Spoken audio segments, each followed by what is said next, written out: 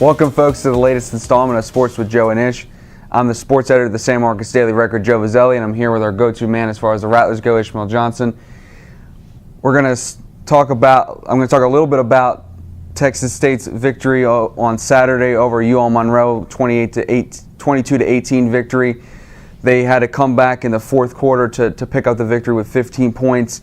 Ish, you were, of course, at the Rattlers, who also had a key road victory. Just kind of break it down and talk a little bit about it. Yeah, they picked up their second district win over Kennedy High School, 51-27. Offense came out firing right away. They didn't really let up either. Carl Arns, a backup quarterback, even had a chance to get some reps in the fourth quarter.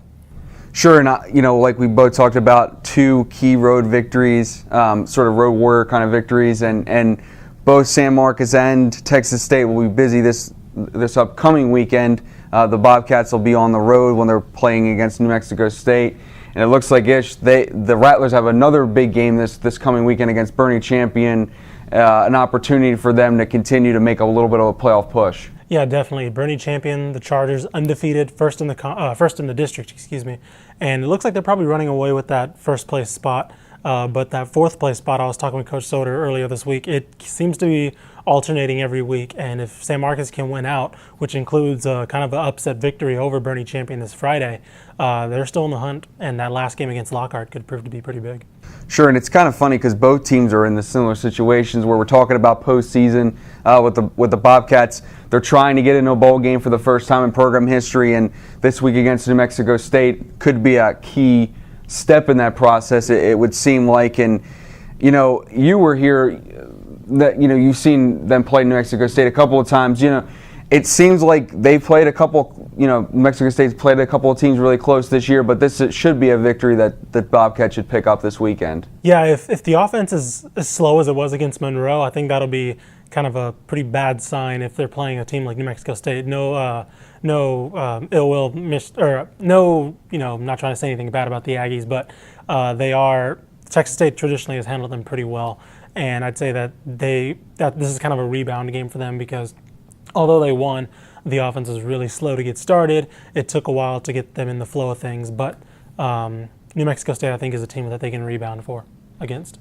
Sure, and they have pretty gifted. It'll be the battle, I guess, of the Tylers, the Tyler Rogers for New Mexico State's thrown for a decent amount of yards, and maybe that favors Texas State a little bit. It seems as if they've been able to get a pass rush. They were able to get a little bit of a rush against UL Monroe, and maybe this will be a favorable matchup for them in that regard as they try to continue to pick up victories and put themselves in better position for a bowl game. Yeah, yeah, definitely, because the tougher, a pretty tough road is coming up for Texas State. They got Georgia Southern, they got Arkansas State as well, and Georgia State. They're Georgia State, but you still don't want to count out too many teams.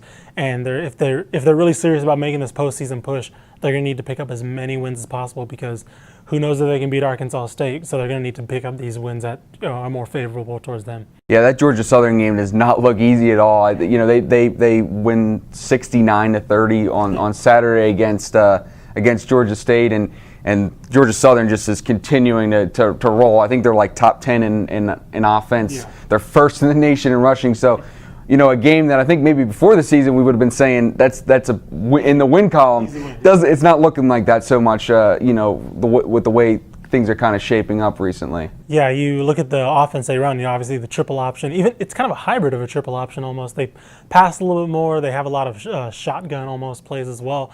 And that's not an easy win right now. Just because they came up from FCS doesn't mean that they're a walkover. Sure, and as you were saying, with what kind of switch gears and looking forward a little bit and wrapping this thing up with the Rattlers this week. You had talked to Soto about the opportunity. It seems like they're going to have to win out. Bernie Champion, as you were saying, they're kind of running away with the district. But do you sense that San Marcos is capable of maybe an upset on Saturday, or what would be amount to an upset on Friday night? I mean, the offense is the offense that we've seen throughout the whole year. Explosive. David Hamilton can do his thing. Kavion Garner, which he showed a lot this past Saturday against Kennedy because he was more of the premier back. He wasn't really splitting carries with Chris Kane as much, and he kind of took the game over. I remember in the third quarter, there was an entire drive where literally every play was a handoff to Garner, and he was able to get through. If Hamilton or Garner can bust out, one of those 40, 60 yarders that they've had almost every game, and the defense can make maybe one play, I'd say that San Marcos definitely has a chance, because it helps us at home. The community is still fired up about that stadium. There's still going to be a buzz in the air, and I think Coach Soto's relayed that the playoffs are still possible for this team, and fans are going to be fired up. The players know that.